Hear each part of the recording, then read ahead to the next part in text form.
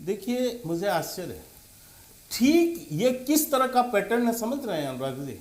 CAA कानून जब आया था उसमें देश के किसी मुस्लिम किसी व्यक्ति की नागरिकता नहीं जानी थी, लेकिन इसी तरह के मुस्लिम स्कॉलर बैठ बैठ के टीवी में और भड़का भड़का के लोगों में और ये देश के अंदर दंगा करवाया कि मुसलमानों की नागरिकता चली जाएगी, मुसलमानों की नागरिकता, एक प्रावधान नहीं था उसके अंदर, लेकिन देश भर में दंगा कराने का काम इन्हीं तरह के स्कॉलर जो थे बने हुए, ये सो कॉल्ड स्कॉलर है।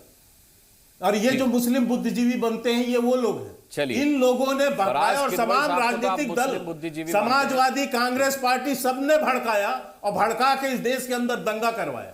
तो ये दंगा की राजनीति करने वाले मुसलमानों को, मैं कहता हूं ये प्रबुद्ध मुसलमानों के लिए चिंता का विषय है, और युवा मुसलमानों को बहकाकर, उन बेचारों को बहकाकर इस तरह के हिंसा में झोंक देना, ये इनकी फितरत रही है। और वो फितरत आज भी देखने को मिल रही है। मानता हूं, मेरे लिए नाजिम खान भी वही हैं। लेकिन फराज किदवई साहब, सवाल यह है कि जिस तरीके की टूल किट चलकर आई है बांग्लादेश से, पुलिस अपनी जांच में पा रही है कि बांग्लादेश के कुछ अकाउंट्स इसमें इन्वॉल्व हैं, जो बाकायदा ग्लोरीफाई कर रहे हैं नागपुर में जो कुछ हुआ, कुछ हमारे यहाँ के भी अकाउंट्स हैं जो इस दंगे को ग्लोरीफाई कर रहे हैं। सवाल यह है कि आपने राज्य सरकार पर तोहमत लगा तो दी, आपने इंटेलिजेंस पर तोहमत लगा तो दी, लेकिन यह वक्त एक साथ खड़े होने का है। आपको इस बात का एहसास है?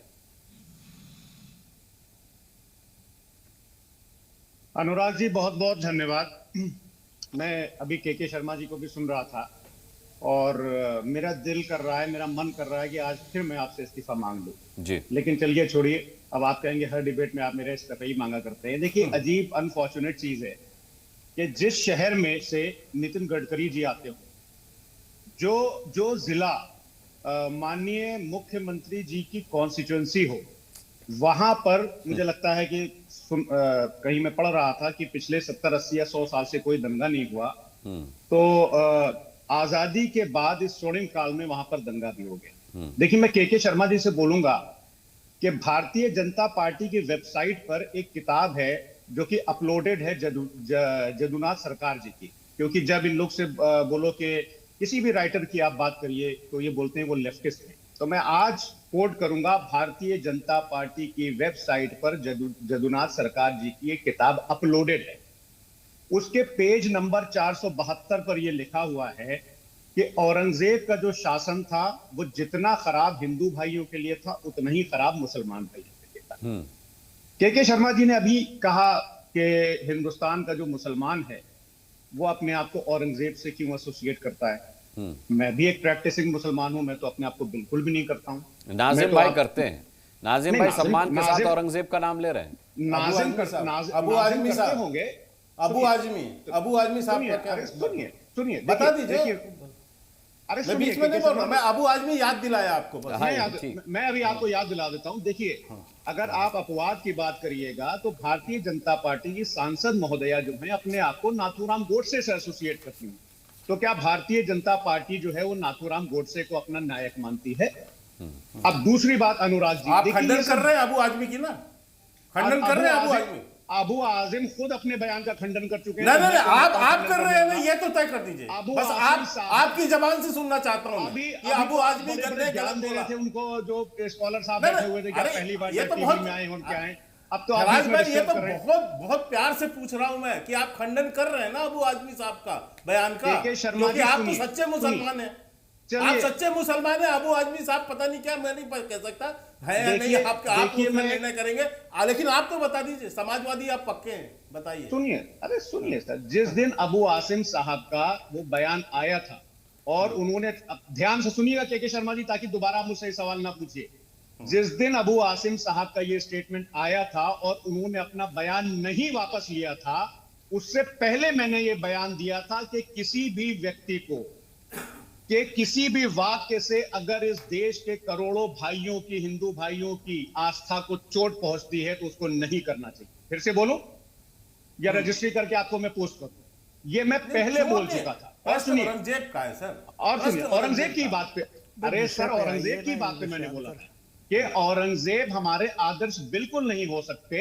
और as per the book written by mister Jadunath Sarkar which has been uploaded on Bharatiya Janata party portal, Aurangzeb ने जितने हिंदू भाइयों के ऊपर अत्याचार किए उतने ही मुसलमान भाइयों पर किए। ये मैं नहीं बोल रहा हूं, ये आपके राइटर जदुनाथ सरकार बोल रहे हैं, वो क्रूर राजा था, ये बोल रहा हूं और बार बार बोल चुका हूं। ठीक है, नागपुर पे आ जाइए, नागपुर पे आ जाइए। मैं नागपुर, देखिए ये क्यों हो रहा है अनुराग जी, आप इसके अगर आप बैकग्राउंड में जाइएगा, क्योंकि बहुत सारे पैनलिस्ट हैं, इन्होंने बहुत सारी चीजें उठाई, अगर मैं उसको उठाने चलूंगा तो बहुत टाइम लग जाएगा। ये क्यों हो रहा है मैं आपको बताता हूं अनुराग जी, कि अगर आप देखिएगा कि पिछले मुझे लगता है कि 20 दिन हो गए इस चीज को, ये जो औरंगजेब वाला मसला चल रहा है, ये एक पूरे फुल पेज की खबर द हिंदू में छपी थी, फुल पेज। ये देखिए, इतना बड़ा पेज मैं आपको दिखा, इसमें क्या लिखा हुआ है कि drought, death and death in Maharashtra.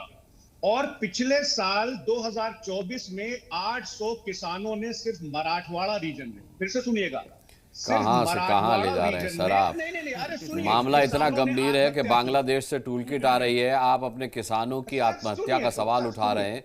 इस पर बाकायदा एक डेडिकेटेड डिबेट की जानी चाहिए, हम करते भी रहे हैं, आगे भी करेंगे। आज के मुद्दे से ध्यान मत भटकाइए। चलिए मैं आपके पास, चलिए मैं आता हूं। फराज किदवई साहब, मैंने आपको बहुत समय दिया, मैं आता हूं आपके पास। मैं आता हूं। महेश चौहान, कल आप शांति की अपील कर रहे थे, सवाल ये है कि ये अशांति जो है इसकी स्क्रिप्ट तो बांग्लादेश से लिखी गई है। अनुराग जी, देखिए, देवेंद्र फडणवीस साहब ने कल हाउस में, विधानसभा में ये कहा है कि जो औरंगजेब के बारे में छावा मूवी में, छावा फिल्म में दिखाया गया है, उसके वजह से लोगों का गुस्सा भड़का था। आज नया कुछ सामने आ रहा है कि इसकी स्क्रिप्ट बांग्लादेश में लिखी जा रही है। तो कल तक हमें ऐसा लग रहा था कि ये महाराष्ट्र गवर्नमेंट का फेल्यूर है, जो भी law and order situation Maharashtra में आज है, उसकी जिम्मेदारी महाराष्ट्र गवर्नमेंट पे आती है। लेकिन आज ऐसा लग रहा है कि डबल इंजन की जो सरकार है, जो केंद्र में भी इनकी सरकार है, उनका भी फेल्यूर कहीं है नहीं, क्योंकि अभी बांग्लादेश का कनेक्शन सामने आ रहा है। तो अगर महाराष्ट्र के नागपुर में जो मुख्यमंत्री देवेंद्र फडणवीस का अपना शहर है, जहां पर नितिन गडकरी रहते हैं, उनका शहर है, उस शहर में अगर बांग्लादेश से दंगे फसाद होते हैं और वो भी प्री प्लान्ड करके, तो फिर इस पर सोचने जैसी बात है। हमें ये बहुत सोचना पड़ेगा कि सेंट्रल गवर्नमेंट और महाराष्ट्र गवर्नमेंट, दोनों गवर्नमेंट अगर नाकामयाब होते हैं ऐसे हिंसा कंट्रोल करने को उनके खुद के शहर में, तो पूरा महाराष्ट्र कैसे सुरक्षित रहेगा? हम तो शांति की अपील करते हैं और शांति की अपील करते रहेंगे। जो भी कुछ हुआ है उस पर स्ट्रिक्ट एक्शन लेनी जानी चाहिए। जिसी भी, और सबसे अहम मुद्दा यहाँ पर यह है कि जो अफवाह फैली थी और उस अफवाह की वजह से ये दंगे हुए, ऐसा पुलिस का और देवेंद्र फडणवीस जी का स्टेटमेंट आया है, तो वो अफवाह फैलाने वाला कौन है, उसका नाम सामने क्यों नहीं आ रहा है, उस पर क्या एक्शन ली जा रही है, उसे सामने लाने के लिए कोशिश क्या हो रही है, ये जनता को कब समझेगा? इसके बारे में के शर्मा जी और बीजेपी ने कुछ बयान देने चाहिए। ठीक है, रामकृपाल जी, आप ना उम्मीद मैं बोल देता हूं सर, मैं बोल देता हूं। अच्छा ठीक है, के शर्मा जी संक्षिप्त रहिएगा, बोलिए। बोल देता हूँ संक्षिप्त में। देखिए, अभी जो है एनसीपी के नेता ने 2 महत्वपूर्ण प्रश्न उठाए। निश्चित तौर से टूल किट बाहर बना, टूल किट की कोशिश हुई, वहाँ से प्लांट हुआ, लेकिन इम्प्लीमेंट कौन कर रहा है? इम्प्लीमेंट तो जिसकी आप जो है तारीफ के पुल बांधते हैं एनसीपी वाले, उन्हीं को, वही लोग तो इम्प्लीमेंट कर रहे हैं।